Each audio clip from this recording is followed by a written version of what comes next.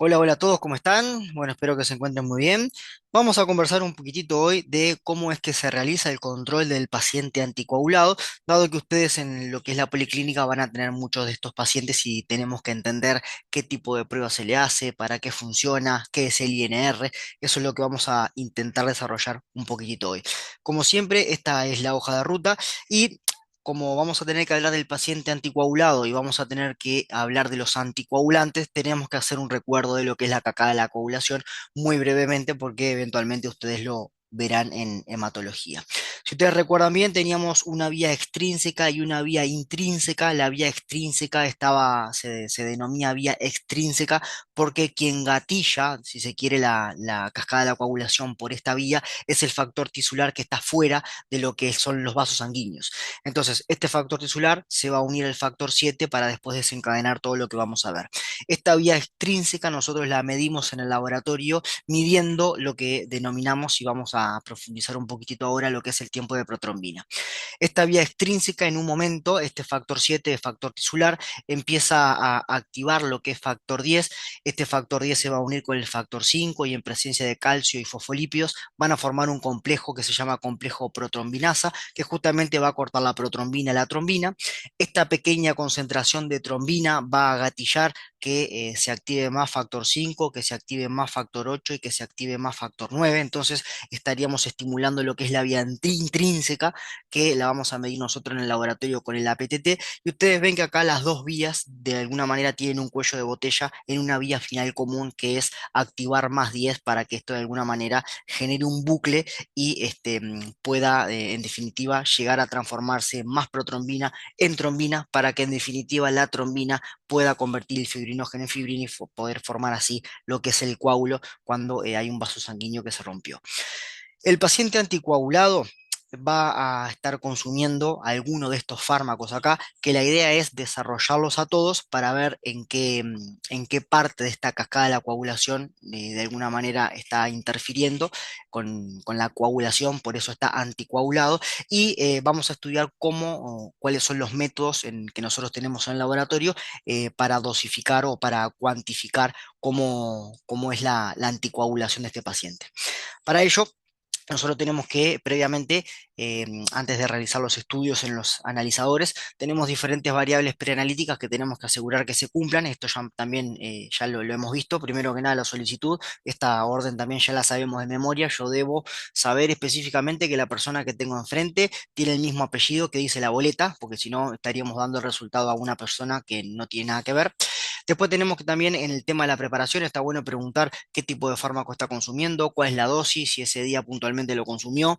Lo ideal es que siempre se consuman los fármacos después de la extracción, para bueno, tener una medición, si se quiere, mucho más basal y no estar midiendo el pico de alguno de estos anticoagulantes por haberlo consumido antes de la extracción. Y después la toma de la muestra, ya aprendimos cómo hacerla. Lo ideal acá es siempre ser muy prudentes y recordar que el tubo de citrato es el primero que se llena porque justamente habíamos conversado que es el más sensible a cualquier interferencia, a cualquier contaminación, y siempre tratando de respetar lo más que se puede el enrase porque habíamos conversado de un tema muy polémico que era el más menos 10%, que a ojo es imposible poder verlo, pero bueno, eventualmente si tenemos un equipo automatizado que detecta, es capaz de detectar esta desviación de 10% menos o 10% más, se podría aceptar. Esto después lo vamos a discutir cuando nos veamos, pero bueno, acá lo que les quiero hacer énfasis es que antes de que obviamente el equipo reciba la muestra, tenemos que chequear todos estos pasos previos para garantizar un resultado que sea confiable. El tema del transporte nosotros lo vamos a ver puntualmente en la clase 9 porque vamos a profundizar el decreto del Ministerio de Salud Pública que nos dice específicamente cómo es que se hace. Ahora, tenemos que también saber por qué es que los pacientes toman anticoagulantes. Acá yo les dejo algunas enfermedades y los anticoagulantes que se prefieren en cada una de ellas.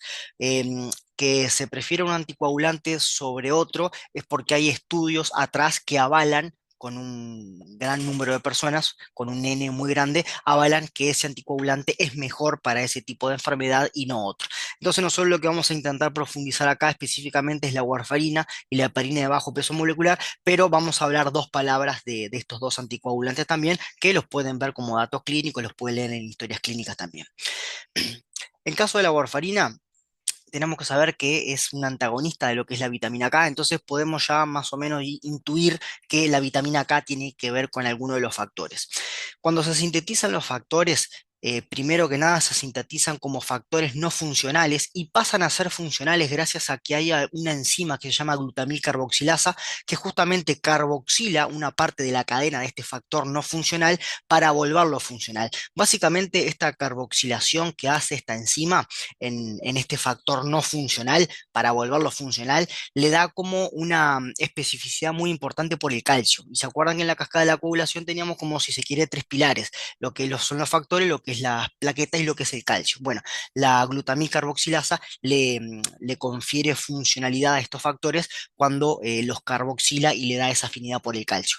Para que esto suceda, la glutamil carboxilasa tiene como cofactor a la vitamina K reducida. Cuando la vitamina K está reducida, la glutamil carboxilasa hace su trabajo y como consecuencia la vitamina K ahora queda oxidada. Ustedes ya podrán intuir que hay algo que tiene que pasar acá para que nuevamente la vitamina K quede de manera reducida, y eso lo lleva a cabo una enzima que se llama vitamina K reductasa, que juega con algunos cofactores como es el NAD y el NADH y termina convirtiendo la vitamina K oxidada nuevamente en vitamina K reducida para que este ciclo siga su camino.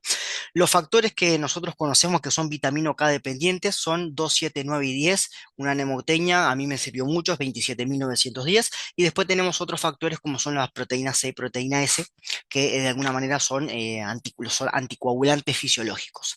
Porque dijimos también en su momento que no nos podemos coagular todo, ¿no? Sino que tenemos que tener un equilibrio. Hay algo interesante acá que quiero que vean, que el factor 7 es el que tiene la vida media más corta, y esto en realidad los pone como un poco en desventaja porque el resto de los factores, ustedes ven acá, subidas medias de alguna manera son muchísimo mayores.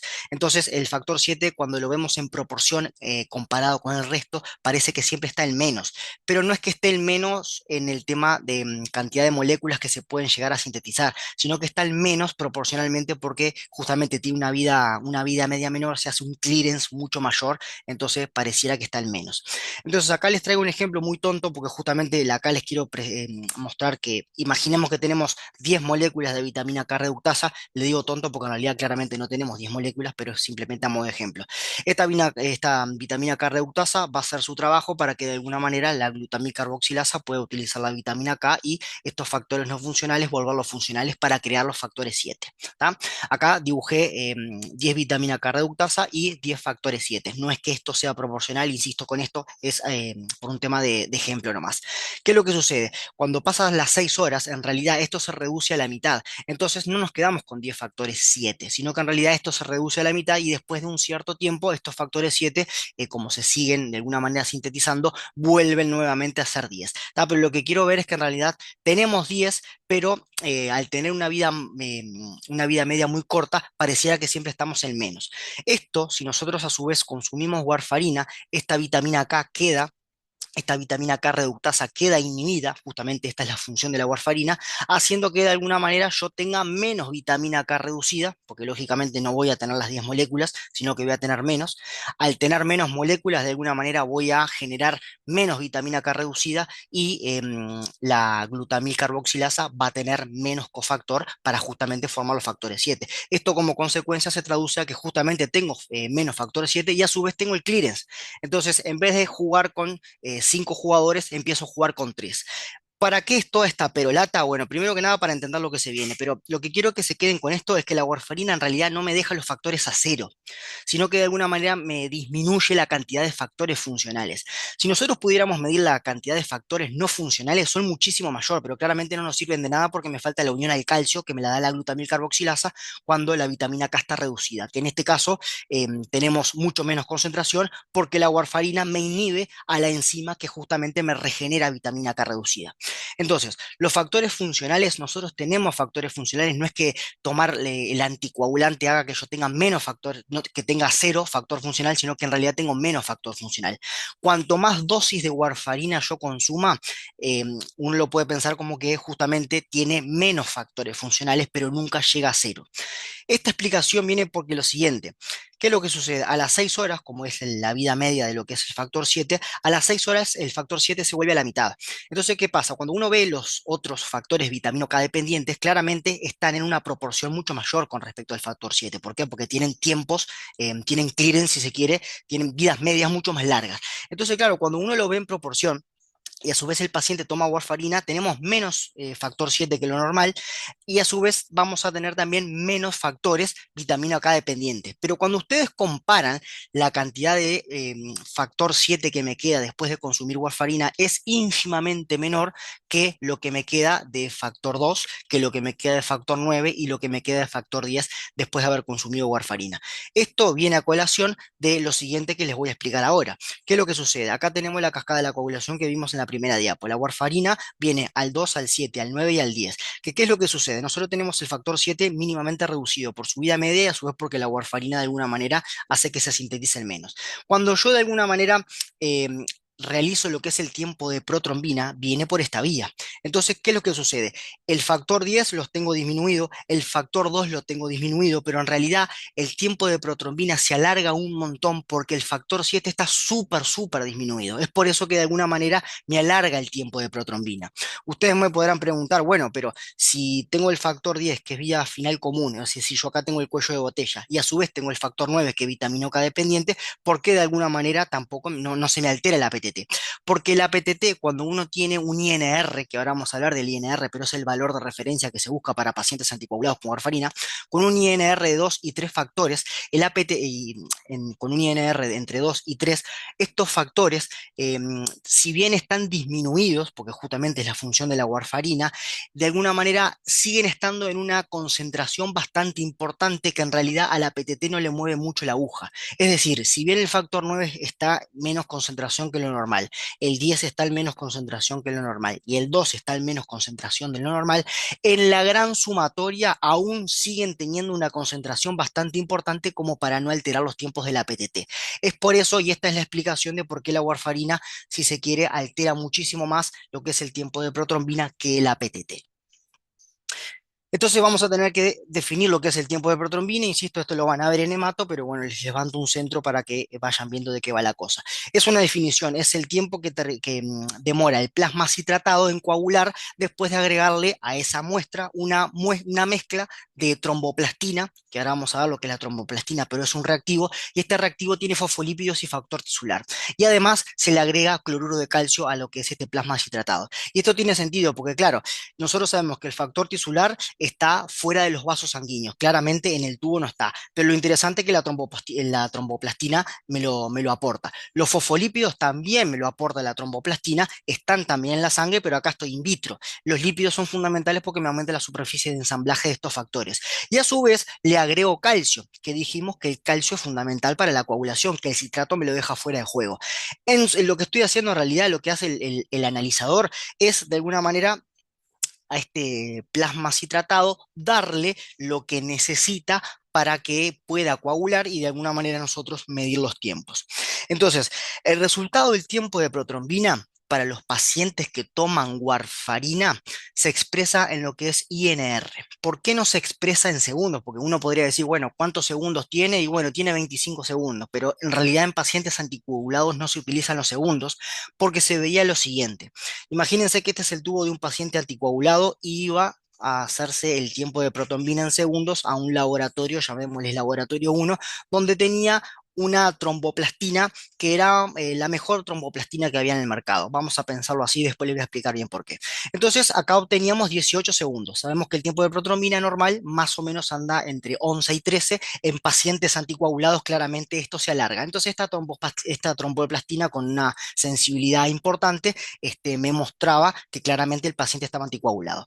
Ahora, esta misma muestra, el paciente lo llevaba, por ejemplo, a un laboratorio, llamémosle laboratorio número 2, ¿Y qué era lo que pasaba? Esta misma muestra en este laboratorio número 2 que tenía, si se quiere, una tromboplastina donde la sensibilidad, si se quiere, la pureza no era la mejor, me daba 25 segundos. Entonces, claro, realmente no se podían comparar con segundos. Entonces, se inventó lo que es el INR para que de alguna manera los resultados entre los laboratorios fueran comparables. Cuando uno va a ver lo que es el INR, en realidad es un cálculo matemático donde en la parte de arriba se coloca lo que es el tiempo de protrombina del paciente, en este caso, por ejemplo, 24 segundos, y se divide por una media que puede ser la media de los pacientes normales de esa población o la media del control, que vamos a imaginar que son 12 segundos. Y ustedes ven que acá tiene elevado la ISI. La ISI es un índice de sensibilidad internacional de lo que es la tromboplastina. Básicamente,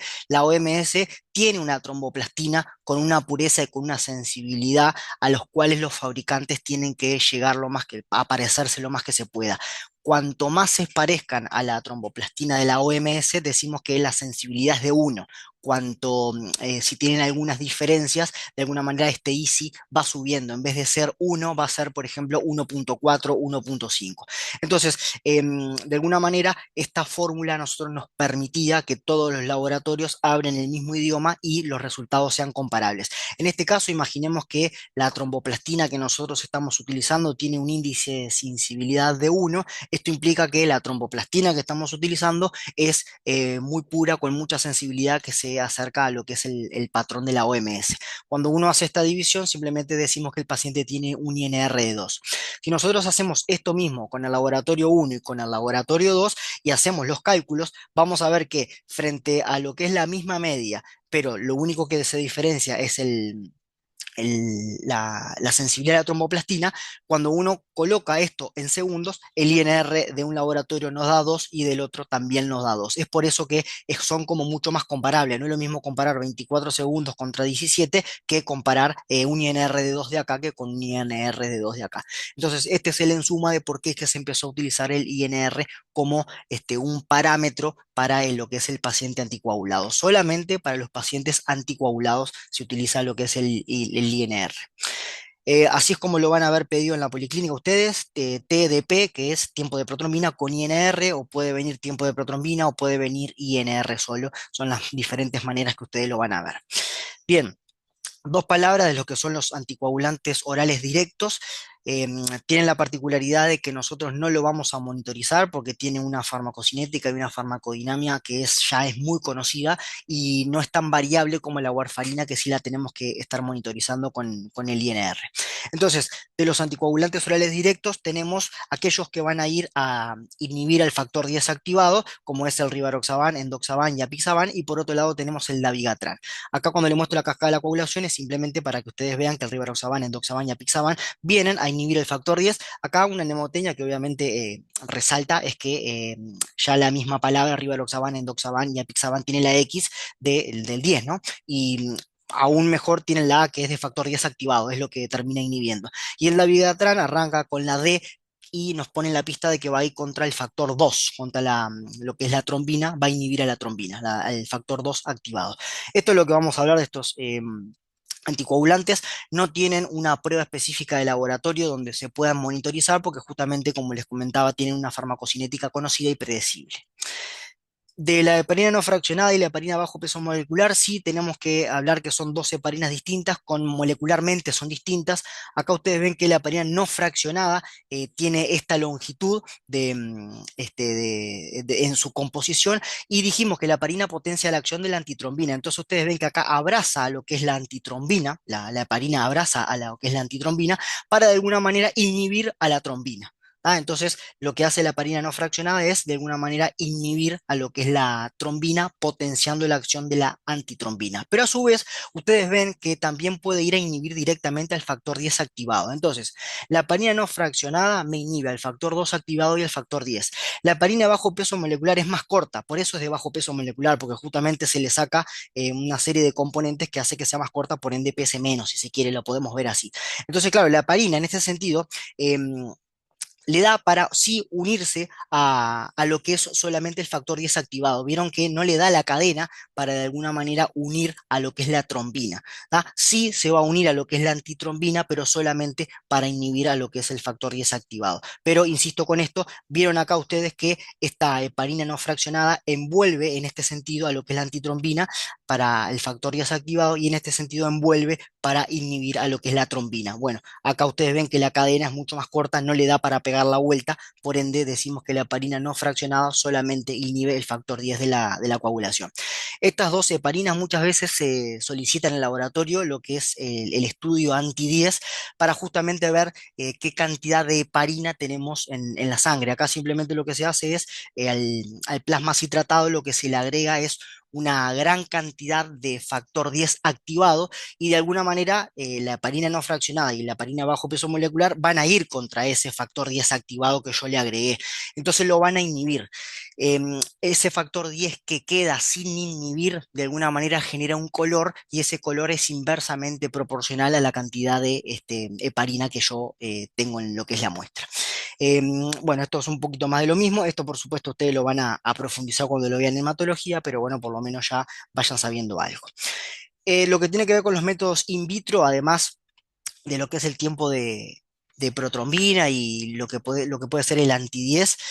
Tenemos también ya estudios que no se utilizan, que antes se utilizaban, que es el estudio de retracción del coágulo, que es simplemente dejar un tubo seco visualizándolo para de alguna manera ver cómo las plaquetas en el tiempo se contraen y de alguna manera terminan formando lo que es el coágulo de fibrina, el coágulo propiamente dicho, y empiezan a exudar a lo que es el suero. Esto en realidad se vería un poquito así, pero bueno, habría que esperar entre 30 y 45 minutos. Es un estudio que ya hoy no utilizamos de rutina.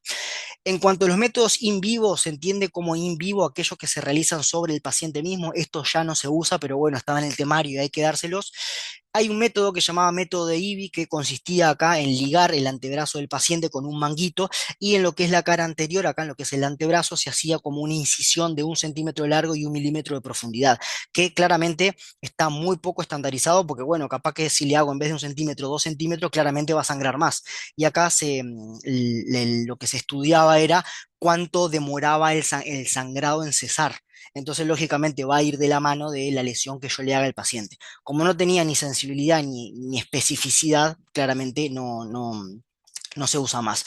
Después hay otro método que es el método de Duke, que es exactamente lo mismo, pero en lo que es esta zona de la oreja, donde se hacía una punción y se esperaba, se empezaba como a secar la gota de sangre hasta que dejara de venir sangre y se cuantificaba. Claramente esto ya no se usa. Y después también tenemos la prueba al lazo, que también era colocar un manguito acá, pero en realidad en vez de hacer alguna lesión, se dibujaba un círculo de 5 centímetros de diámetro y se contaban las petequias que había dentro. Se decía que un valor normal era aproximadamente de 5 petequias en ese círculo de 5 centímetros de diámetro y estaríamos evaluando lo que es la resistencia capilar y fragilidad de los vasos. Claramente esto ya no se hace más. Entonces, in vivo, directamente en el cuerpo del paciente, la de prueba de IBI, de Duke y la prueba de lazo, y in vitro, las pruebas que se hacen en los analizadores, como es el tiempo de protrombina, el APTT, el anti-10 y la retracción del coágulo. Lo que tiene que ver específicamente con el APTT, lo dejamos un poco fuera de juego, porque claro, para los pacientes que ustedes van a tener en lo que es la policlínica, más que nada van a ver el control de la anticoagulación con el tiempo de protrombina. Chicos, nada, dejamos por acá. Cualquier cosa, como siempre, me mandan mail, mensaje, me dejan comentario, lo discutimos y yo los veo en el próximo teórico. Saludos para todos.